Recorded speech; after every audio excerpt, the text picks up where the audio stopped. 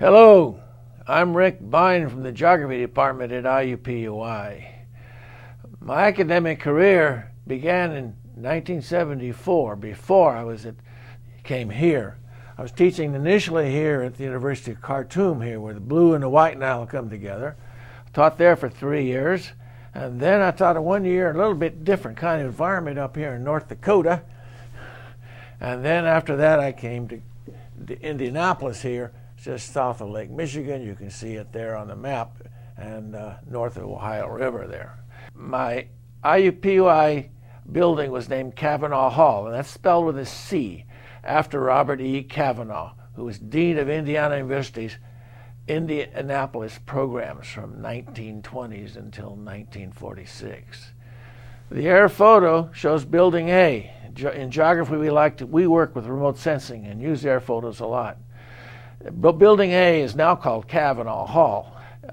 It was built in 1969 and appears top center, very functional as the ark that Noah's built. The library, now Taylor Hall, is on the right, and lecture hall is on the left. Surrounded by parking lots, Cavanaugh replaced the urban ghetto in 1978. At that time, there were still a dozen homes in the middle of the parking lots. Cavanaugh once served many functions.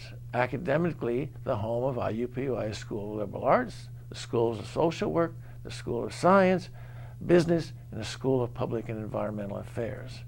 Administratively, it was the home of the bursar, the registrar, and some other parts of the university administration. Joe Taylor was the Dean of Liberal Arts. I arrived in 1978. The geography program was coordinated by Tom Fedor with 2 more faculty, Armando da Silva and myself. There were 3 of us squeezed into a few small offices on the 5th floor, mixed in with faculty from English, Spanish, German, and French. I guess geography was the 5th language being spoken. You can see the photo in 1980 where a few trees were started. A year later, Jim Baldwin joined us in geography. He thought Cavanaugh looked like Noah's Ark. The long, narrow, vertical windows on the 4th floor afforded excellent places for the giraffes to stick their necks out. I'm not sure who and where all the other critters belonged, but that's a subject for another day.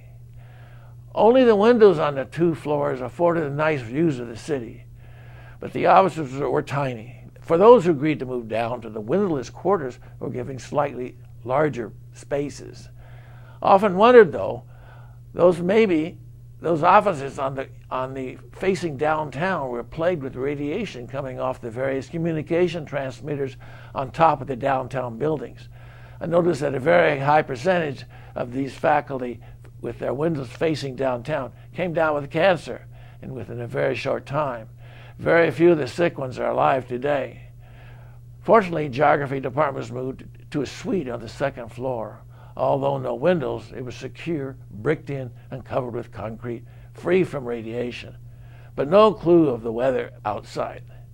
There were a few other environmental risks. It was built in the days when asbestos was state-of-the-art, and much of the interior insulation, paneling, and ducts and pipes were covered with asbestos.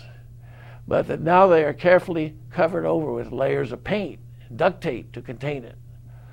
Also, like much of downtown, it was constructed on glacial outwash soil, which was loose sand, and it allows radon gas to rise easily to the surface and tends to accumulate in basements.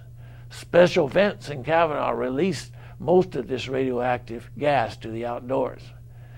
They built Cavanaugh Hall so that the basement is below the level of the storm water sewers. Even now, when sewers back up, some of the overflow can enter our basement. Special sump pumps provide against this overflow.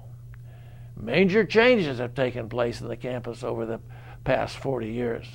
Many buildings now surround the once lonely Cavanaugh in the middle of the parking lots. As the parking lots were taken over by buildings, parking garages now accommodate many of our student faculty and visitors. Cavanaugh has been my home for 40 years, and I have seen many changes that have taken place with the building, but also in the outside surroundings.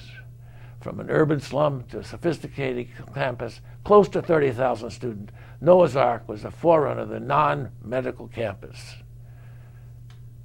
After taking a 3-year leave of absence from the university in the 1990s, I returned to see Cavanaugh trying to impregnate the lively, beautiful new building across the street.